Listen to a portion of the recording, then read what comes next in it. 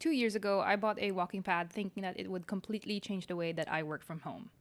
And maybe it kind of did. Hey everybody, my name is Mica Gonzalez. That's M-I-C-A, Gonzalez with a Z. And if there's a productivity hack out there, I'm probably going to try it. So you've probably seen the videos. I walked 30,000 steps for a month. This is what happened. My walking pad changed my entire life.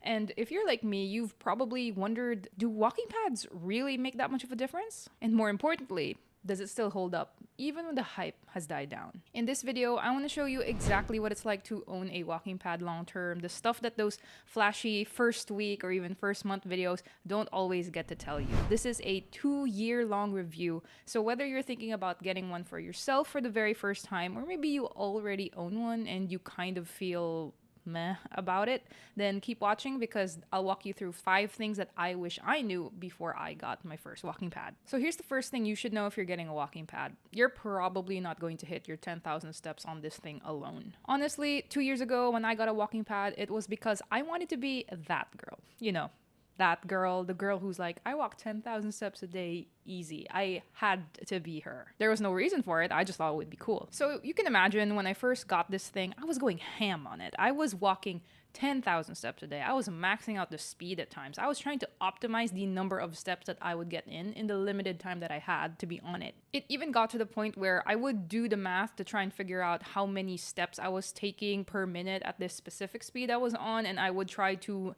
match it to a YouTube video or a Netflix show that I was watching just so I could walk the entire time of that video or show.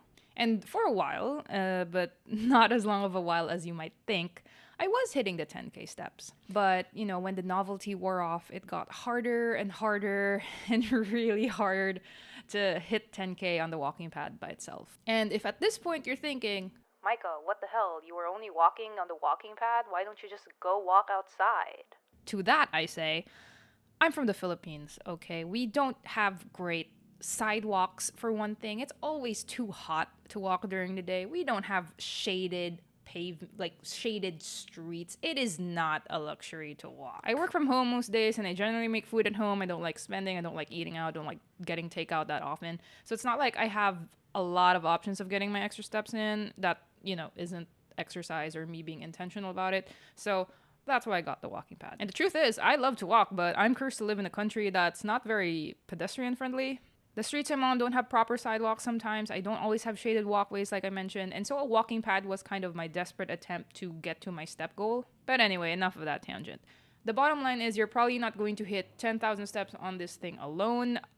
But also, I don't think you're supposed to. You're not supposed to buy one of these things and think that you're going to get 99% of your step goals from this thing. A walking pad is just meant to supplement whatever type of walking or activity you have in real life. Like, don't think of it as your main meal. Think of it as, you know, something like a vitamin or a supplement. It's just something on top of that you're getting when you can't get it from your main meal. So if there's one thing I've learned about having step goals is that I should try to have walking goals with stuff outside, you know, like walking to a convenience store, taking a walk around the block in the mornings, and then supplementing it with a walking pad when I'm inside watching Netflix shows or something. And using a walking pad as a supplement to your real life is really not a bad thing. In fact, that's probably what most people buy it for anyway, and you should look at it that way too. And it's not a bad thing that you can't get 10,000 steps from this thing alone. In fact, I think that it's good that you can get anything from a walking pad. I mean, if you can get an extra 1,000 steps a day from this thing, then I think it's well worth it. Because I think the studies are showing that any activity is just better than no activity. And so if a walking pad for you, in the same way that I use it as a way to get more steps in a not very pedestrian-friendly country,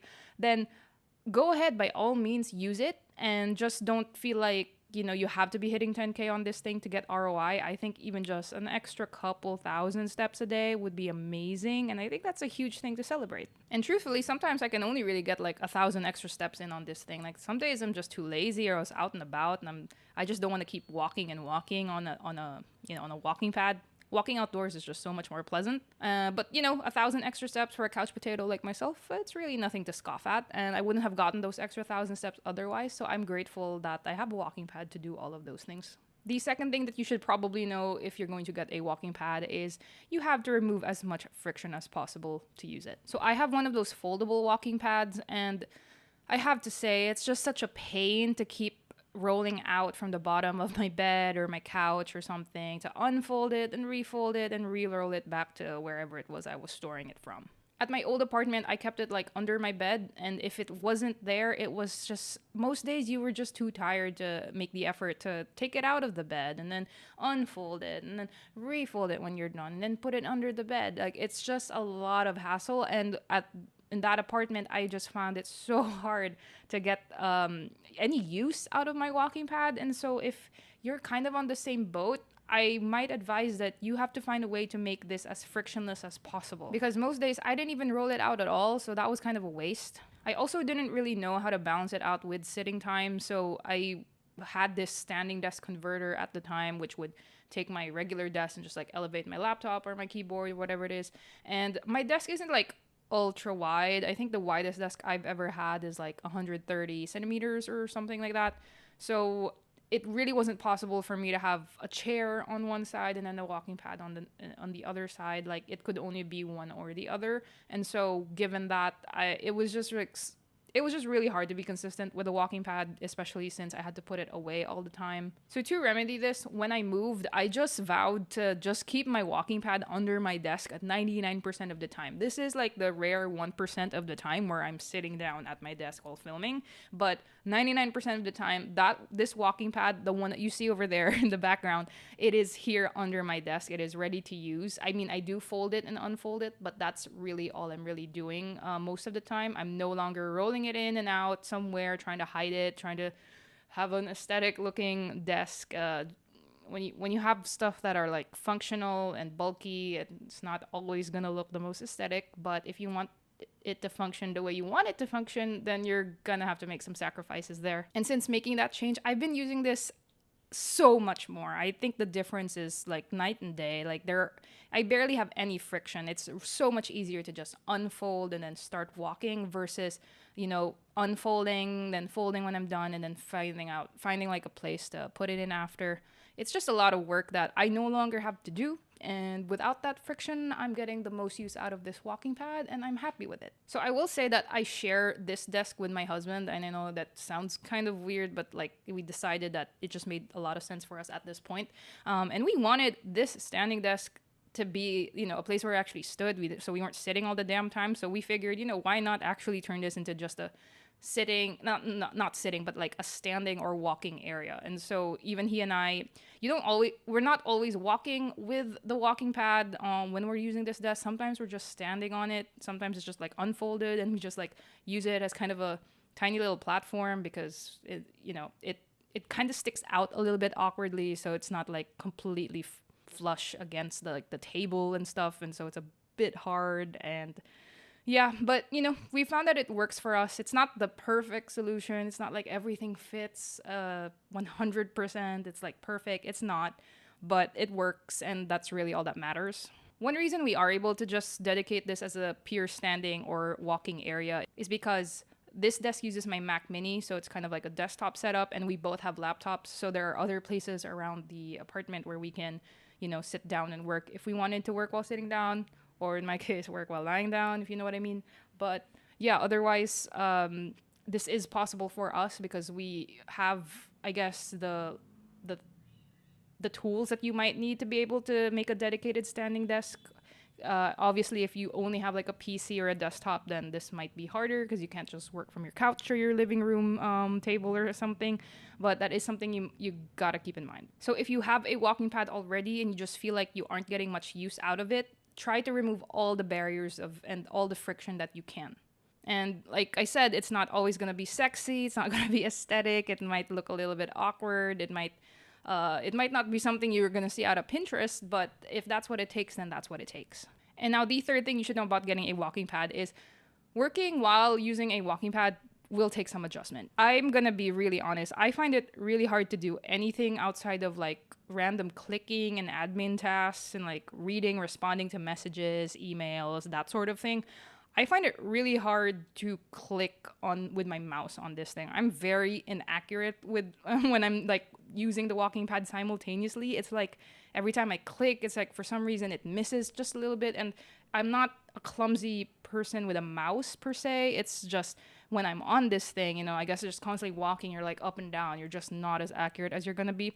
That could just be a me thing. Maybe for some pros out there, maybe they're like really good at this, but I'm just sharing my experience, and this might be true for you as well. And if you do find that this is true for you, then hey, you're not alone, and this is what I've found actually helps me with still getting my walking pad use in while also not sacrificing my work. I've all but given up trying to write while walking on this thing. If I want to do anything like video editing or graphic design or writing, I will just like stop walking and just do that while stationary. I will just like stand up and do the thing that I need, that needs more accuracy or that needs more care, like, handwriting something.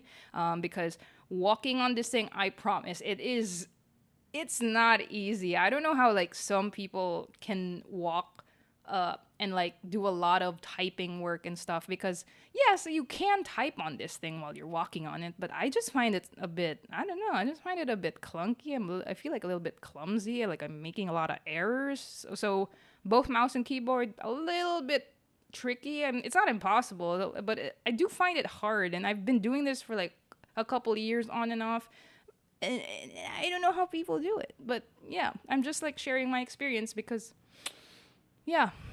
maybe I suck at maybe I suck at the walking pad, you guys. Maybe that's actually the lesson in this video. And if you're gonna ask me, do I walk during my meetings? I'm going to say absolutely not. I never take my meetings on the walking pad. Listen, I'm gonna be the girl who owns the walking pad, but I'm not gonna be the girl who walks during meetings on her walking pad. I have a little bit of shame, I just don't. It's awkward. It's weird. Nobody else is doing it. Maybe if you and a friend both have a walking pad and you're on that one call together, then sure, you guys can go ham on that thing. But no, I'm not gonna be the only person on a meeting like bobbing up and down because they're on their walking pad, because they're that guy, they're that person. That's not gonna be me. So let's just keep it there. Now, the fourth thing that you should know before you get a walking pad is it might be hard to track your steps accurately. So I had a Fitbit at the time when I got this walking pad, and I used it up until I had to move, and I lost the Fitbit because, for some reason I'm not good at moving, I guess. But anyway, there was this funny thing that I noticed when I had my Fitbit on. It was on my wrist, and I would be working while on my walking pad, or not even working. I would just be like typing or something, or just fiddling with my mouse or keeping my hands on my desk, because sometimes I like to walk with my hands just on resting on the desk. I found that the Fitbit didn't track any of those steps, I guess because my hands were just so still. So that was kind of a funny thing. So I have probably months of data that's not very accurate in terms of step count if you check like my phone or the Fitbit app, because I was walking with my hands on the table, and for some reason Fitbit doesn't know that I'm walking, and I guess that makes sense. Also, side note, I later learned that I could have just worn the Fitbit on my ankle, kind of like a pedometer, and I learned that just recently, so I wish I knew that 2 years ago, but I would be doing that now if I still had my Fitbit, but like I said, I lost it when I moved again, so I guess the point of this point is just to say that you don't need to obsess over the numbers. Just know that if you're getting any type of views from your walking pad, that's probably more than worth it. If you're really that interested, you can just like try to walk with your phone in your pocket, or walk with your, I guess if you have like a fitness tracker, like walk with it in your pocket or your ankle or something, and then just try to understand, okay, if I walk at this speed for 30 minutes, I average about this many steps, and then just use that as a guideline. But I suggest not obsessing over those metrics. It's not very important unless you find it fun. But like if you're doing this for health, you don't really need to obsess over it. Just like get whatever steps you can, know your baselines, track in the beginning, but don't feel like you need to track forever, because you're probably not going to be 100% accurate 100% of the time. Which leads me to the final thing that you should know if you're going to get a walking pad. It's that something is better than nothing. And I don't mean this in a sense that I've been saying this entire video about like getting any steps is better than getting no extra steps, It's not just about that. So I got my walking pad secondhand from Carousel. It's a secondhand like store marketplace on here in Southeast Asia. And I didn't do any research about brands, about specs and all that stuff. I just knew I wanted a walking pad, and so I got the first one and the cheapest one that I could get off that marketplace. So if you're thinking about getting your own walking pad and you want it solely because it's going to help you with your, increasing your activity levels, then just know that you don't have to obsess over the best walking pad. You don't have to obsess over which model's better. I mean, we're probably going to see new models come out every couple of years, and maybe there's going to be incremental changes. But at the end of the day, you just need a walking pad that works. Sure, some of them have bells and whistles. Some of them have these amazing features. Maybe they even have an app that you can sync to. And that could be cool if that's something important to you. But if you think that you have to spend a ton of money on something like this, you don't. Something is better than nothing. And, give it a go. Commit to this walking pad for 1 or 2 years. And if you want to upgrade, then sure, go ahead and do that. But don't feel like you have to jump for the best of the best or like optimize for all these features. I'll just ask yourself, does this walking pad help me walk? Then it's probably a good walking pad. Doing that is going to be so much better than spending so much time trying to research all these different models and comparing all these different, brands and prices and all that, because that time that you spent researching could have been time you spend getting more steps in with a new walking pad that just does its bare minimum function, which is letting you walk on it. So don't overthink it. A walking pad is a good walking pad as long as you use it and as long as you keep using it with the lifestyle that you have. So I did have a lot to say in this video, and I do wonder, I want to hear from you guys. Do you like this type of style of videos? I mean, I don't do a lot of non-app related productivity stuff, but I do like, analog productivity as well, using timers and all that stuff. If you enjoyed this video, let me know, leave a comment or leave a like, or share it with a friend, that sort of thing. I really appreciate you. And in the meantime, I'll be seeing you in my next video coming hopefully very soon. Bye.